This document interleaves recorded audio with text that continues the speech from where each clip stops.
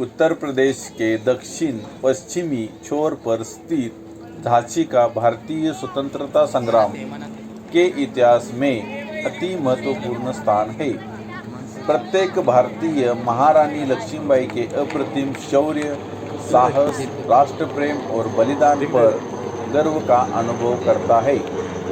ओरछा के बुंदेल राजा वीर सिंह जुदेव द्वारा यहाँ बंगारा नामक पहाड़ी पर 1613 ईस्वी सन में दुर्ग का निर्माण के पश्चात यहाँ स्थान झांसी नाम से प्रसिद्ध हुआ। यह किला 1731 में मराठों के अंतर्गत आ गया। मराठा शासक नारू शंकर ने इस किले को परिवर्तित किया। यह परिवर्तित क्षेत्र वहां निर्मित शिव मंदिर के कारण शंकरगढ़ नाम से प्रचलित हुआ। नारू शंकर को यहाँ झांसी नगर की स्थापना का भी श्रेय दिया जाता है, जो लगभग 7.3 किलोमीटर की परिधि में विस्तृत है। झांसी पर मराठों का आधिपत्य राजा गंगाधर राव के शासनकाल 1853 तक जारी रहा।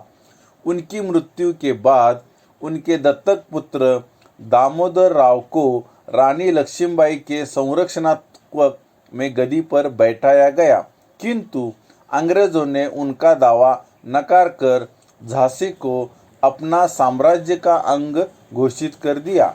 इस घटना से बुंदेल तथा मराठा सरदारों में गहरा असंतोष व्याप्त हो गया। उधर 1857 की क्रांति ने आग में घी का काम किया।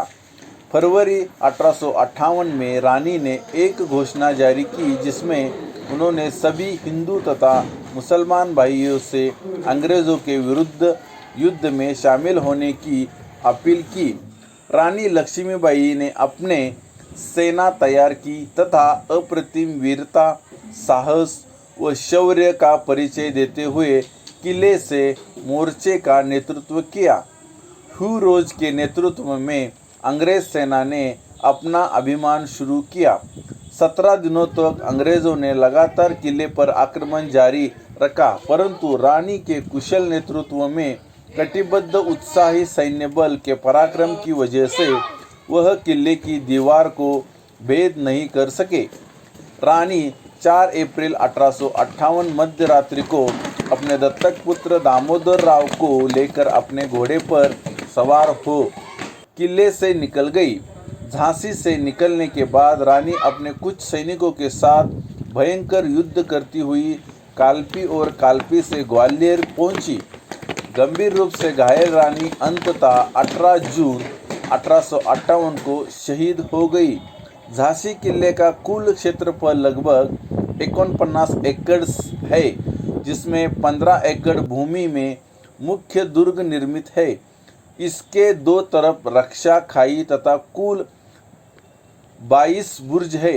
अंग्रेजों ने नया प्रवेश द्वार बनवाने के साथ पंचमहल में एक अतिरिक्त तल बनवाया था। दक्षिण पश्चिमी तथा दक्षिण पूर्व बुर्जों तथा प्राचीर की मरम्मत भी करवाई। निर्माण की दृष्टि से दुर्ग को 3 भागों में विभाजित किया जा सकता है: बारादारी, शंकरगढ़ एवं पंचमहल। इसके अतिरिक्त दुर्ग के अंदर कई अन्य महत्वपूर्ण भवनों तथा गणेश मंदिर, शिव मंदिर, कालकोठरी, अमोद बाग आदि के भी अवशेष है।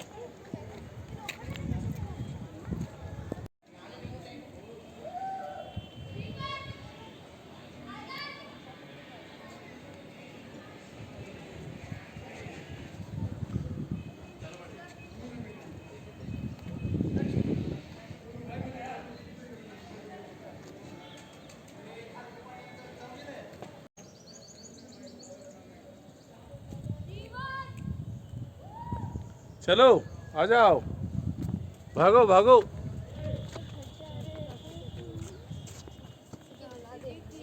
पळायला सांगितले, पळा। टर्न आहे, टर्न।